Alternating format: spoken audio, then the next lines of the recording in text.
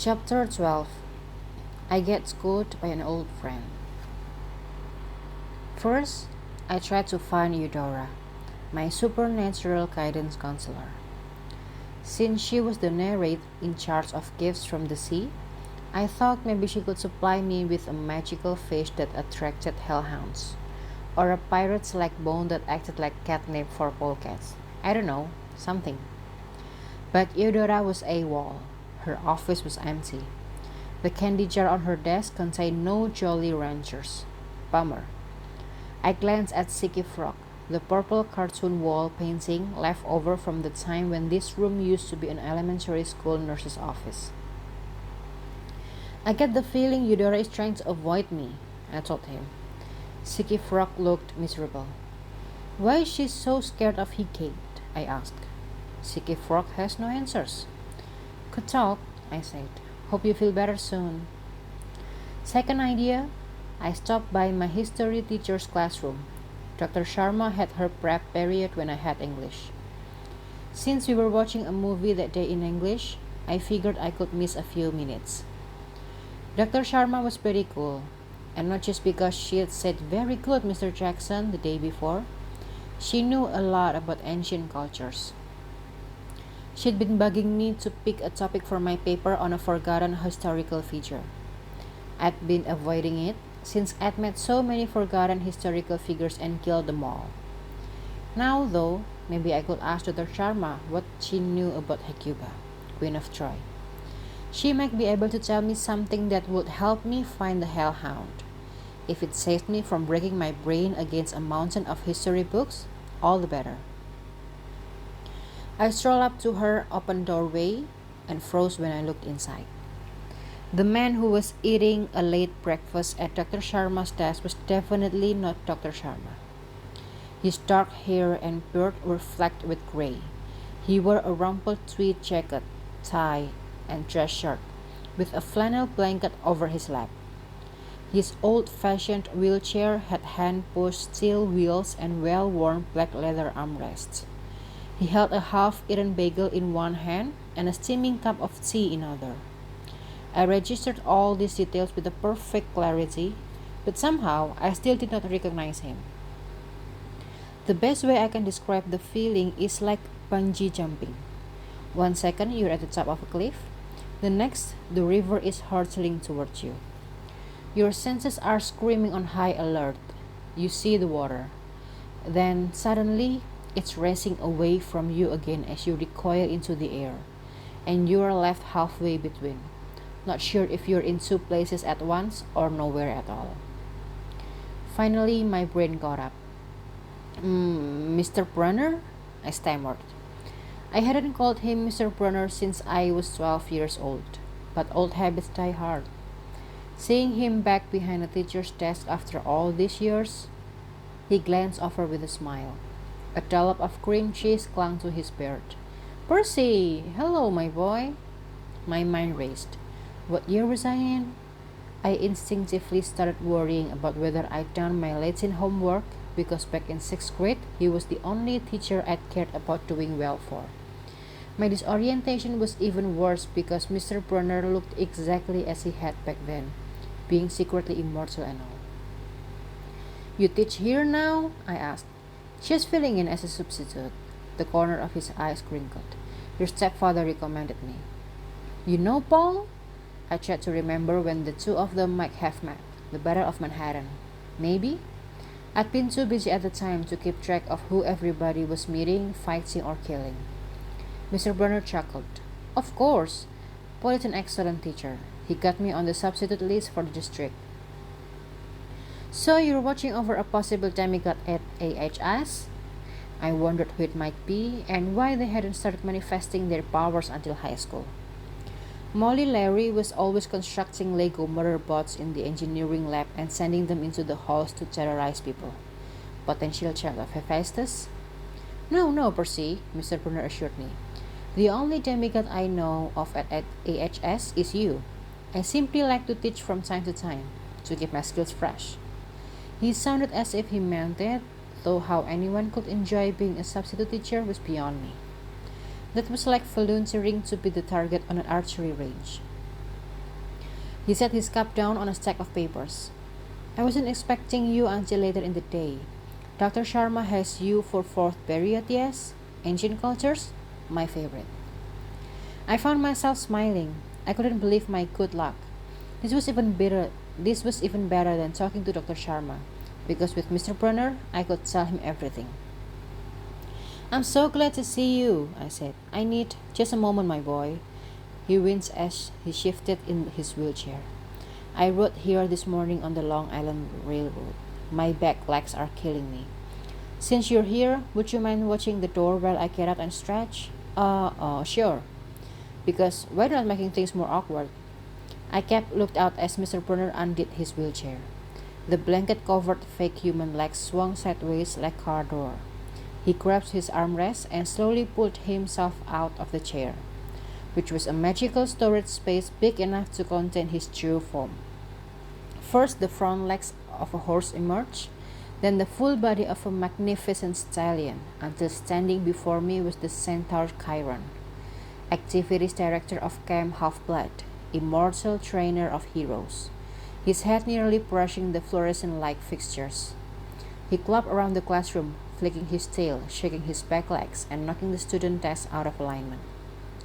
Nobody came down the hall. I'm not sure what I would have said if someone did. Oh, hi, just lounging in the doorway of this classroom. Does clapping sound? I don't hear anything. What bothered me more was the way Chiron limped on his back left leg. I had noticed it for the first time last summer, which makes me sound super inattentive, I know. In my defense, first, every summer I'd attended Camp Half-Blood, I'd actually spent 90% of my time not at camp. Running around the world on quests, trying not to die, I'd never focused on how Chiron worked when he was in centaur form. Also, second, I was in fact super inattentive. Once I noticed the limp, I kind of fixated on it. It gradually occurred to me that the guy didn't use his wheelchair just as a disguise. For him, walking was painful. Sometimes he needed a break. Once I spotted him with a leg brace. Another time I stumbled across him in the Apollo cabin, getting some herbal lotions to rub on his knee. Finally, I'd asked Annabeth what the deal was. She'd looked at me like she wanted to whack me upside the head with a 2x4 piece of duh. That was Hercules' fault, she said. He wounded Chiron in the leg with a poisoned arrow. Why? It was an accident. He was aiming for another centaur. Stupid Hercules, I grumbled. Wait, you mean this happened thousands of years ago and it hasn't healed yet? It can't heal, Annabeth said. And I can't believe you're just noticing. Chiron is in agony every day of his eternal life. He does a good job hiding it. But the main thing that keeps him going is that he cares about us, the demigod he trains. Wow. After that, I felt super guilty. Not once had it occurred to me that Chiron was in pain. I'd never asked him how he was feeling. I'd never sent him a card on Centaur Appreciation Day. I didn't hold him thank you for putting up with me nearly enough times. And after more than 5 years, I felt awkward saying anything at this point. Chiron stretched his back leg one more time. He winced, gritting his teeth. Yes, much better. Thank you. From his tone, I guess it wasn't much better.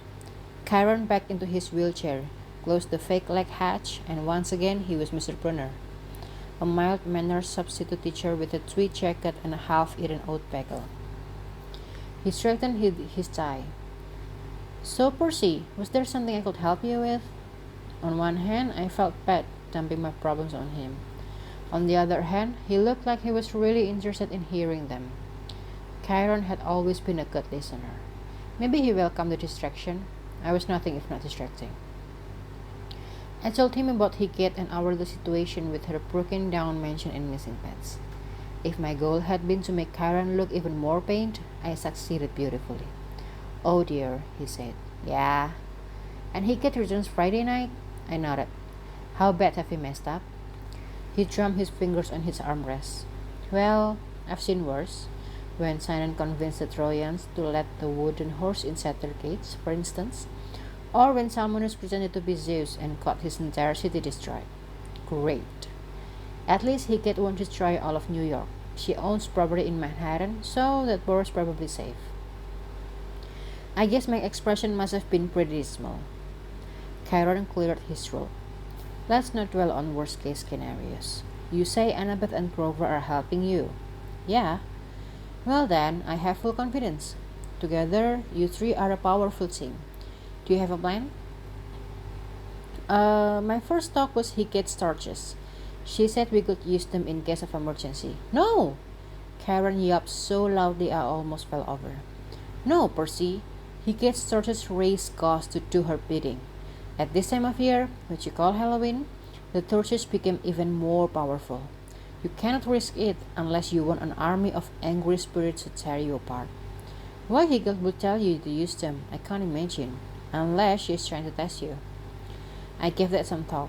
If a god was going to test me, I would have preferred multiple choice. Then again, Hegel was all about multiple choices. She stood at the crossroads, waiting to see which direction you would take. Maybe it wasn't a coincidence that she had left a strawberry-flavored experiment behind, with a loose lid, at that, to tempt Grover. Or that she had suggested I use her torches. Or that she'd mentioned her tantalizingly dangerous library, which Annabeth will be exploring right about now. A feeling of dread crept down my back. But why would he get Sarah up to fail when it came to her pets? She was the original helicopter mom. She wouldn't want to lose them. As for letting us wreck her mansion, it seemed like a pretty convoluted way to get her insurance company to pay for a remodel. Okay, no torches then, I said. I've been attacked by enough spirits of the dead for one lifetime. Karen's expression darkened. Ah, but not all ghosts are souls of the departed, Percy. Some of the worst ghosts can be memories, regrets, the choices we've made or failed to make. Great. I remembered the flickering blue image of the child on the bicycle. I wondered if that had been a departed soul or a living memory or if it mattered, because either way it had freaked me out. So, plan B, I said. I went by Eudora's office to ask for her help, but she's been in hiding ever since Kate showed up. Chiron nearly choked on his bagel. The nearest Eudora? She's here? Silly me, assuming all the immortal beings who passed through my school knew about one another. Alternative High was like ancient Greek Grand Central Station.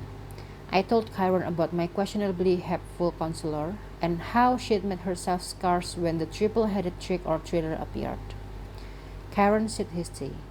That must have been a shock for Eudora. Those two have a history?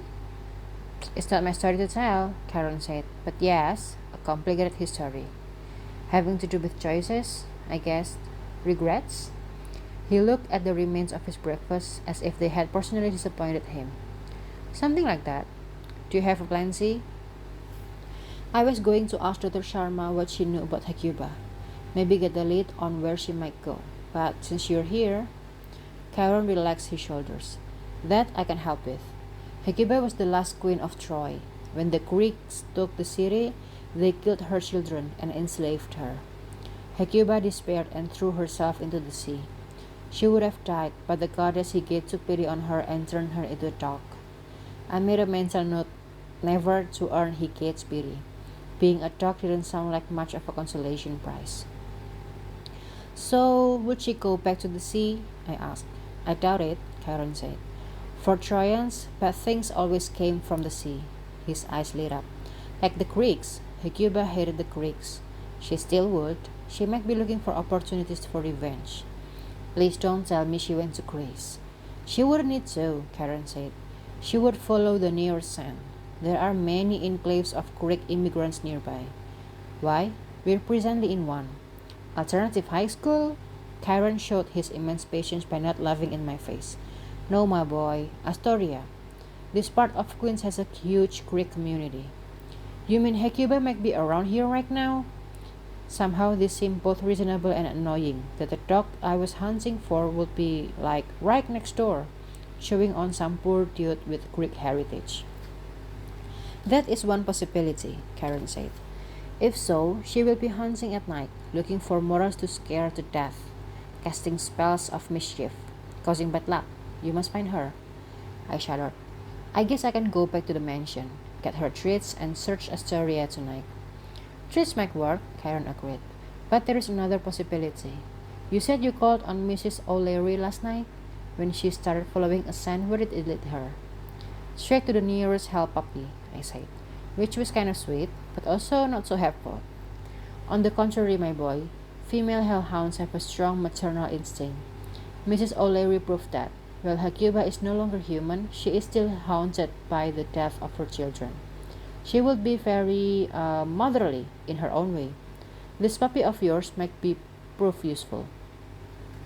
A plan started to form in my head. It was a strange sensation, actually having some idea of what I was going to do. That's really helpful, I said. Thanks, Mr. Chiron. The old centaur smiled. You may call me Brunner or Chiron, as you wish, Percy. I am happy with both identity. Unfortunately, even if you find Hecuba, you'll still have to look at Gale and fix the mansion. So many problems, so little time. That's kind of my life story, I said. I don't suppose you could write me a note, get me out of school for the rest of the day? Chiron frowned. Now, Percy, you know you have a quiz in Dr. Sharma's class. We can't let you miss that, can we? Suddenly, I remembered the downside of having Mr. Brunner as a teacher. He believed in me, which meant he believed in my grades. He always insisted on me trying my best. No, sir, I mumbled. I guess I'll wait until after school. Excellent, he said. Run along the class. I know you will do well on the test.